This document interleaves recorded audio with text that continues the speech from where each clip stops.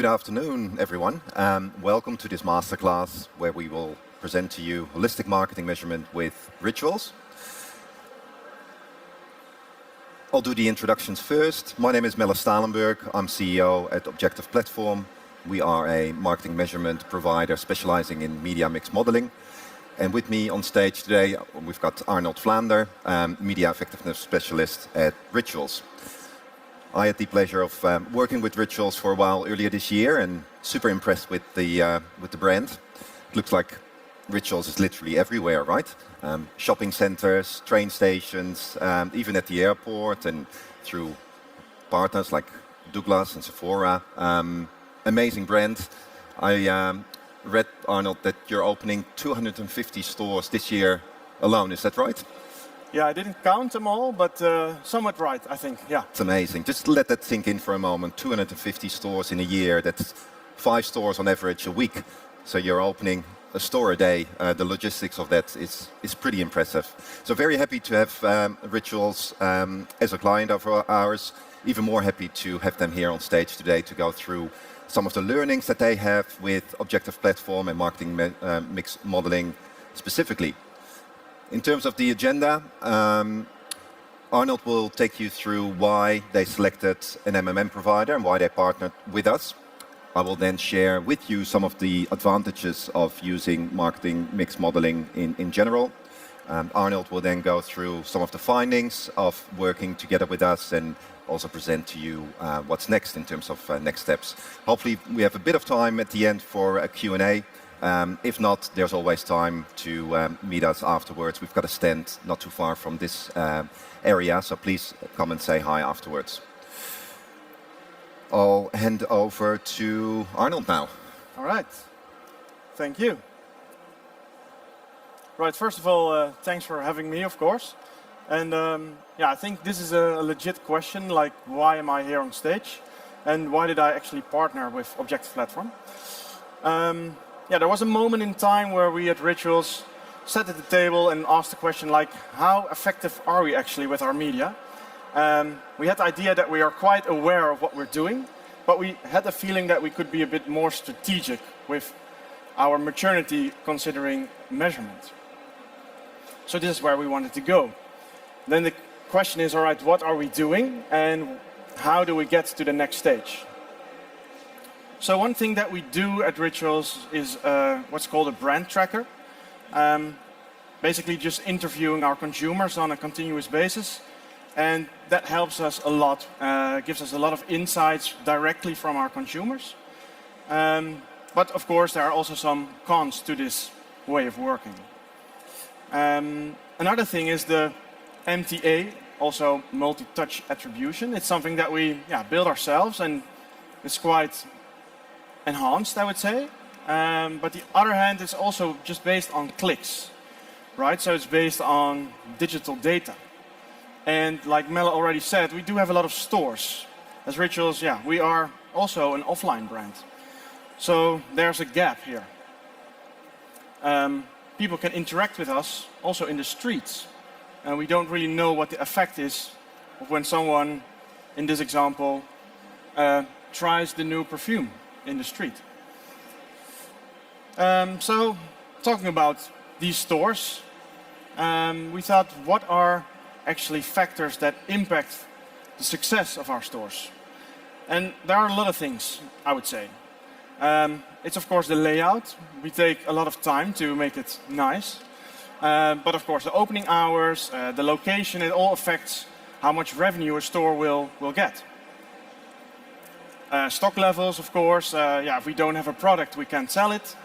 And sometimes it changes the product over time. And the quality of our personnel is also that we are taking very serious. And we also know that on one day you sell more products than other days. For example, when it's Father's Day or Mother's Day and you want to buy a gift. We hope you buy Rituals. And then there's of course seasonality, right? If it's a gifting season, then again, hopefully you will buy a gift from Rituals. But also other things are in place, right? What do competitors do? Is there a discount or not? Do we give you sometimes a free product? That all affects the total success of a store, right? But now we need to structure this, actually, all this input that we got. So the store operations, the inventory and staff, what events do affect our success, and what is our baseline, where do we start, and what are dynamics that influence over time. Then we came to this solution, marketing mix modeling. We thought this could be the answer to our questions that we have. So it uses aggregated sales data and also marketing data to see the success factors of what we are doing throughout the year. The important thing is that now all non-media factors are also included, and all online and offline media channels are included. So then we had some questions that we would like to answer with this whole project.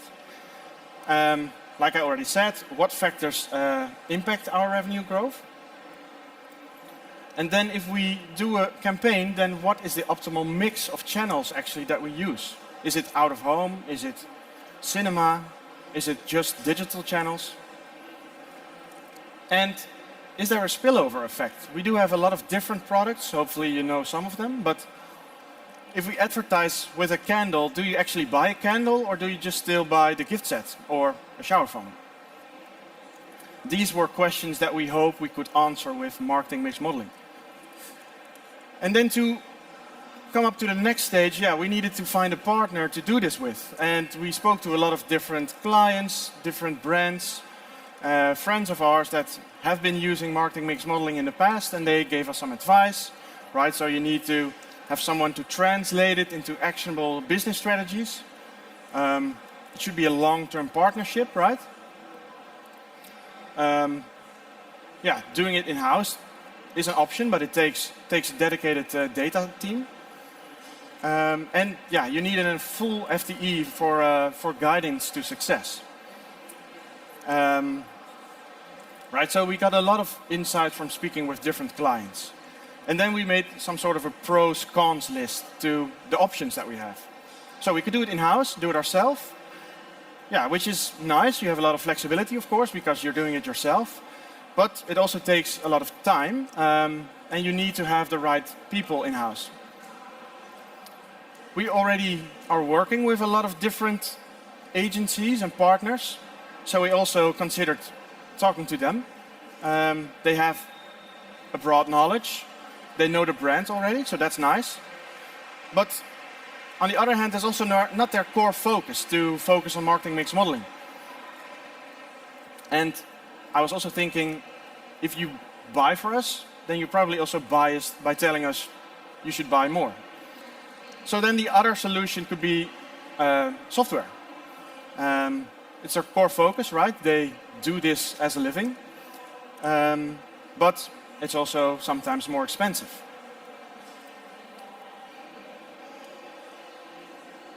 Cool, thanks Arnold.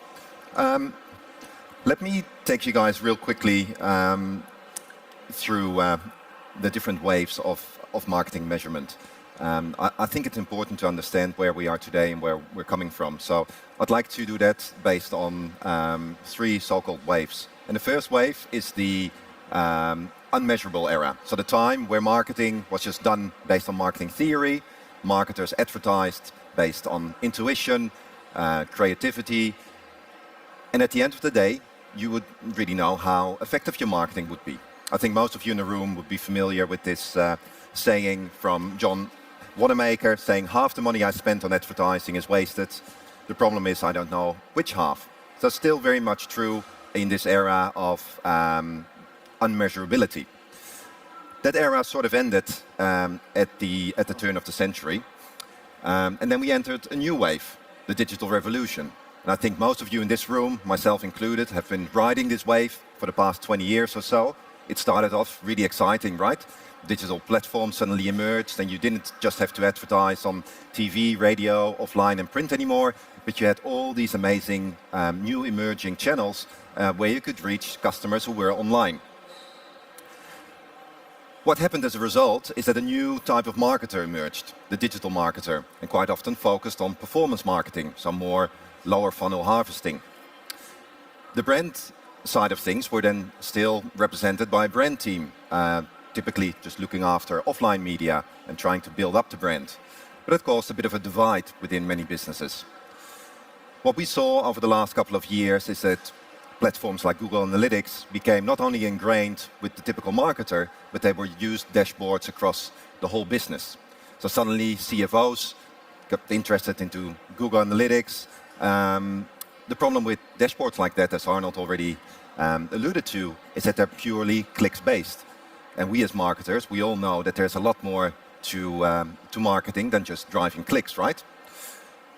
But then what do you do as a business where you've got a very clever digital marketing team showing the impact of digital marketing on not just clicks, but conversions and cost per acquisition, etc. And then on the other hand, you've got the brand team being left with stats around reach or maybe GRPs. So if you're a data savvy CFO, or if you think that you're data savvy, you just look at dashboards and you ask your teams, well, just spend the money most efficiently. So what happened over time? Brand got less and less budget, and it wasn't uncommon for companies to end up with their marketing budget split between brand and performance in the ratio of 30 to 70%. That means that 70% of marketing would quite often be spent with the likes of Google and Meta purely on performance marketing. That sort of changed at around COVID, and it was because of a couple of reasons. First of all, digital advertising became a lot more expensive. CPA, CPC, it all went through the roof. Secondly, it became harder and harder to do digital advertising properly, and especially when it comes to things like digital retargeting. So data privacy sort of got in the way. This brings us to the third wave, the wave we're in right now, and the wave that we're hoping to bring you all along. I would like to refer to it as a big reset, because in effect, we're doing nothing new, we're just enhancing what we've been doing during wave one. So specifically, third-party cookies are really putting us back into where we were before. It puts the theory back into marketing, and it makes brand look good for not just the brand team, but also for digital marketing. So what we see is that many companies are now focusing on creating cool brand campaigns again and deploying them across digital, but also offline channels to really do holistic marketing. And I'm so glad to see that we're not talking about offline marketing strategies and digital marketing strategies anymore. It's just one single marketing strategy underpinned by the digital channels and the offline channels that you have to your availability. So it's no longer about clicks, it's about incremental sales. And that's where marketing mix modeling really shines. In fact, I'd like to say that marketing mix modeling reunites marketing teams, where brand teams and performance teams can become best friends again and really working together on making marketing work in the best way possible. So what is marketing mix modeling? What are the basics? The principle is in fact really simple. You've got your baseline conversion as a company. So when you're not spending on marketing, you're still going to do sales, right? I know that in marketing we'd like to think that the minute you stop advertising that sales will stop, but it's simply not true. So you've got an incremental base. Every advertiser, every company has their standard base. So that's here highlighted in amber. Then what we do through MMM is trying to link the media investments to media conversions. So we look at the purple bar graphs here, which are the moments that you invest into marketing when you run your marketing campaigns. And then we look at what is the incremental effect of those campaigns on your baseline. So marketing mix modeling helps with reporting, just as Google Analytics does, right? It provides insight around historical performance and shows you how well you've been performing. But it does a lot more than that as well. It gives you strategic insights into how media channels and sales correlate. And ultimately, and this is where we get the most traction with our customers, we use it to predict the future. So we help you with setting your media plans for future years. So you upload your marketing calendar as you think is the best way, maybe based on this year, and you use MMM to steer you in the right direction. Maybe the model tells you to invest a little bit more in offline media, or to direct spend from paid search into certain social channels. That is the insight that you get from MMM. We do a lot more than just digital channels and your traditional channels through MMM. We do a lot of work with some of our clients based on other media exposures. Think about football teams and their shirt sponsors. One of our clients, Ziggo, they are the sponsor of football club Ajax from Amsterdam, my favorite team in the world. And I was very happy to see that when they approached us to ask us around what is the impact of sponsoring Ajax, what actually does it do for our brand, but also for our conversions. We can answer those type of questions, and we actually just released our case study on this project on our website today. So if you're interested in finding out how we can measure the impact of sponsorship, please have a look online. Cool. So we work a lot with international clients. We're based out of Amsterdam in the Netherlands. Rituals, obviously, one of our key clients. Ziggo, as I just mentioned as well. We've got a few German clients as well. We're very international. We're a team of 50, and we really the leading software as a service provider when it comes to marketing mix modeling. I'll hand over to Arnold again to present some of the relevant insights that he gained from using our platform. Yes, thank you.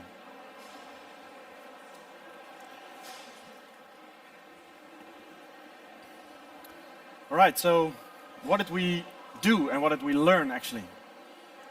So first, we need to come up with an implementation strategy, right? So how do we start and where do we start? We thought we'd start in our home country, which is the Netherlands. This is where our headquarters is located also. That made it more convenient to learn from this most mature market. And then we thought, okay, and then in the next round, we'll optimize it and do like a deep dive in that market. And then start with the second biggest countries that we are located in, which is France and Germany. And so on and so on. So then how does it look like, right? So these are a bit of the framework or the KPIs that you have in your framework that you have when you do marketing mix modeling. So we started with the Netherlands. We focus on our revenue.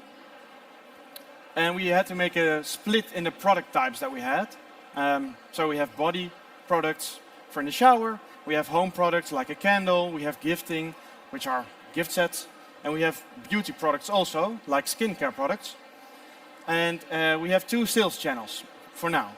So we have e-commerce, this is our own website, and we have retail, which are our own stores. And then the other part is a media scope, right? So we do a lot, but you also have to make decisions, right? We can't include everything. Some media channels are simply too small. We just recently started with it. So for example, maybe our paid social team is starting with TikTok advertising, but yeah, you don't have that much historical data, so therefore it gets a little bit difficult to implement it. But you know, it's not set in stone. Maybe in the future we'll add it. I'm not going to name them all. It's just a bracket to see how you can implement it the way that you organize your own company, of course.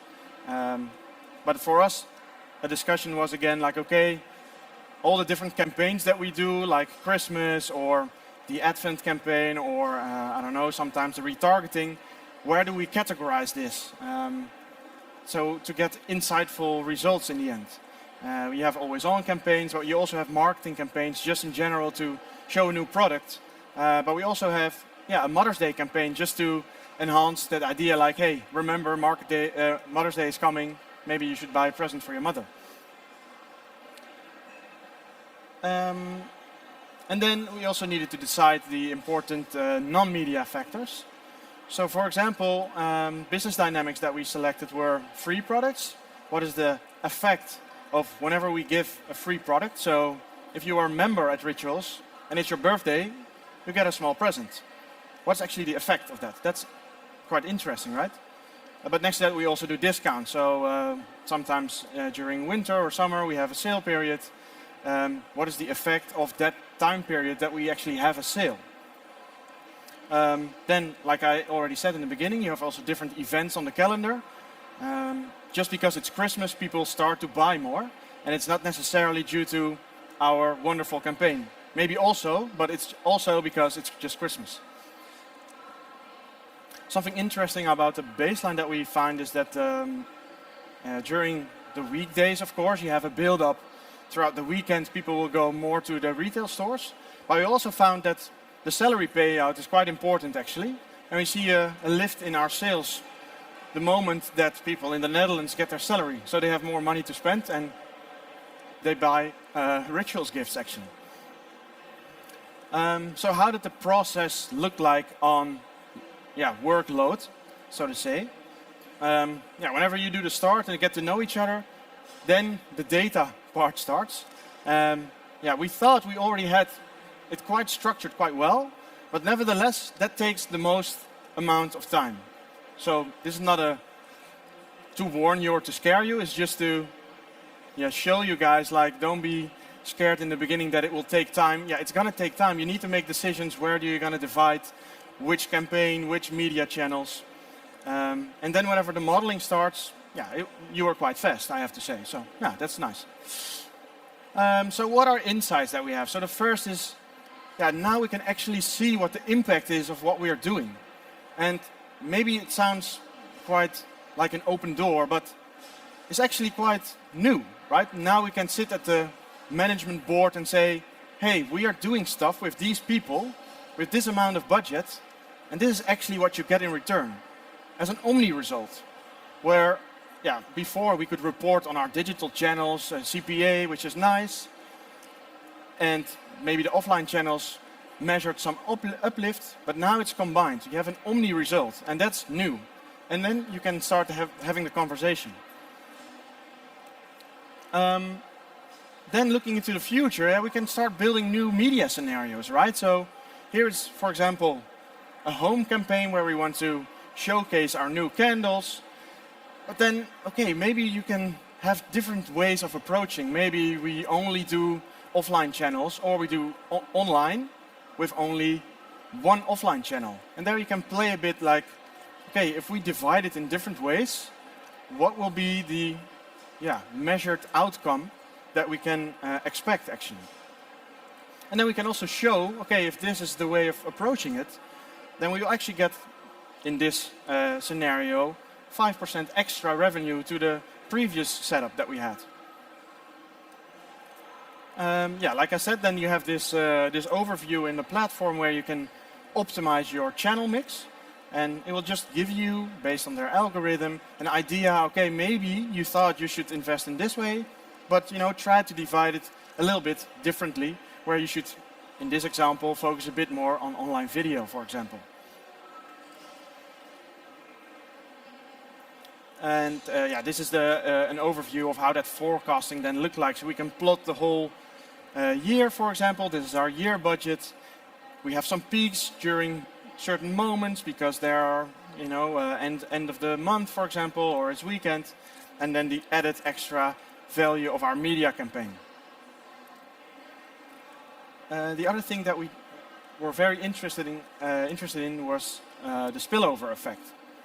We have different product categories. We have dedicated campaigns for them, but do people actually then buy the product? And then in this example, we saw for the home campaign that people still buy our body products, even though it was a home campaign. And also, they buy it into the gift sets, which is a nice thing, right? So then they buy it into a bundle, for example. But this is something interesting to also come back to the creative part, to say, okay, we do a campaign based on specifically the candles, but maybe we can also show an advertisement of where it's advertised in a combination with other products or in the gift set, for example. All right, and then the question is, what's next? Right, we wanted to go here, but if we want to go to the extra step, then we think we should also include a brand KPI. So for now, our model is based on historical revenue data, which is, of course, the most important thing. We just want to make as much money as possible, of course. But on the other hand, you also want to grow as a brand, because maybe you're declining over time. And that's where maybe the brand tracker can come in place, where you ask the clients, okay, okay, do you know rituals? What do you think about rituals? Do you consider rituals in this time period? Yeah, where you get like this extra deepen, longer forecast of your effects. Yeah, currently we are in the correlation phase, so we have selected the brand metric, and yeah, we are seeing if this actually correlates with our revenue over time. And then as lastly, I will give the clicker again to you. Thank you, Arnold. Some great insights here. I hope they were useful to you. Arnold already touched on measuring brand, right? Because you can measure the impact your media has on brand just as you can measure what the effect is on sales.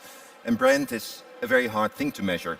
Most of you would be familiar with brand trackers where you do little surveys once a month and try to measure things like consideration or even ad recall. And that is information we now also incorporate into our model. And we'd like to refer to that as the total effect of media. So first of all, you've got the effect of media on your sales, but then there's also an effect of brand on sales. So if you push your brand to new heights, it affects your baseline, but it also affects the incremental effect that your marketing channels have. So it's sort of the indirect effect from brand on sales and a direct effect from marketing on sales combined. This is where I'd like to finish up to open up for some short questions. We have about 3 minutes, but don't be afraid. If you guys want to ask more questions, we can also follow up at our stand. If you go left here, my left, exit over there, and then right all the way till the end, you pass Opera, you pass HubSpot. We're there right at the end on the left-hand side. A few questions here. I saw a hand there. Yes, please. Do we have a microphone? Yeah, it's coming to you from the back.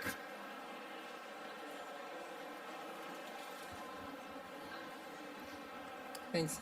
There are a lot of companies, Nielsen, Kantar, etc., that are doing modeling since years. What is it that you can do better than them? Yeah, no, very good questions. As Arnold showed, there are indeed different providers of MMM solutions.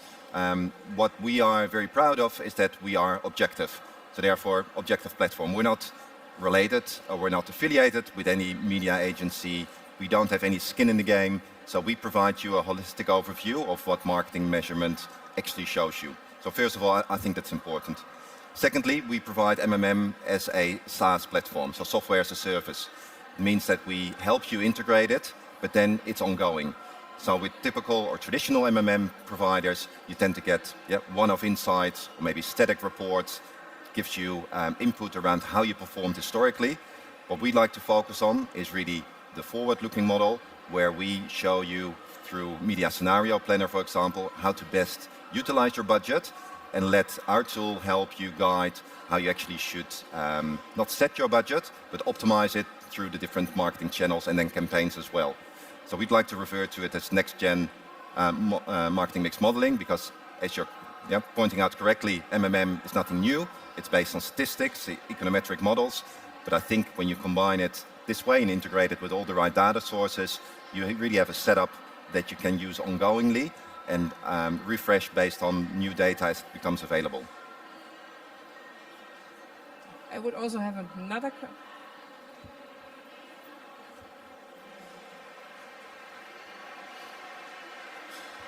Hi, my name is Ram. Thank you for a lovely presentation. Thank you. Fairly informed about MMXs, but the one problem that our organization have had with MMXs is the level of granularity that it goes into, right? Yeah. Which means it's an investment play and buy platforms, right? But the way digital is working today, it goes a lot more granular, right? It's the placements, it's the secondage of the creatives, it's the targeting of the ad to a certain audience set or a psychographic, right? Yep. Those are some of the nuances that I've never seen that have come in any MMXs. Does Objective Platform has those granularities in place, or it's still at a very top level, which is platform investments and... you know? I'm very happy that you asked that question. It really plays into our product roadmap as well. So right now, you're right, MMM is mostly used at the top, right? To give you a good overview into how your different marketing channels perform.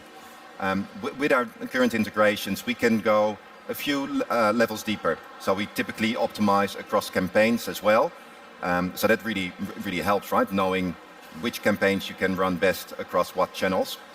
In order to go really into that granular detail that you're referring to, what we typically do is we triangulate. So we use the insights from MMM on a channel and campaign level, and then use those insights around what those actual conversions do, combined with channel dashboards. So, for example, if you were to run a campaign across Pinterest, you use the MMM insights for your total campaign conversions, but then you look at the insights from Pinterest directly around breakdown of different creative ad types, etc.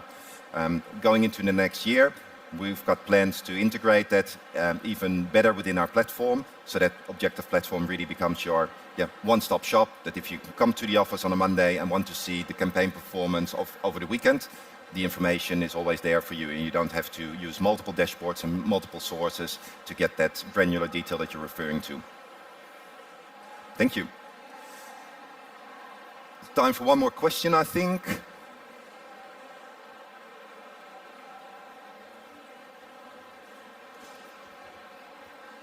For marketing or media mix modeling, you always have the problem of evaluating the long-term effect. Yep. How do you do that? Again, very excellent question. So there's indeed what we call the direct effect on sales, and then the indirect effect, the long-term sales, especially when you start measuring things like brand impact. So we do that with several different ways based on what our clients actually want. So we sit down and discuss over what period of time do you still want to attribute your sales to your media channels. So we have to agree somewhere and draw a line in the sand, but based on our model outcomes, we sometimes then tweak again those look-back windows, so to speak. So there's no really standard solution there in place. It depends on the data sources that we have available and the complexity of the models that we run. But you're absolutely right, it's not just a click and a attribution within a 30-day window. We tend to look for a longer time because there's a clear ad stock on most of the campaigns that we run, with an effect that is sort of spread out over time, but it's always following the same sort of hockey stick down, where the lagged effect really depreciates over time. If you have any more specific questions, I'd love to have a talk with you at our stand afterwards. Thank you so much, everyone. I hope you have a lovely day and enjoy the rest of your DMEXCO.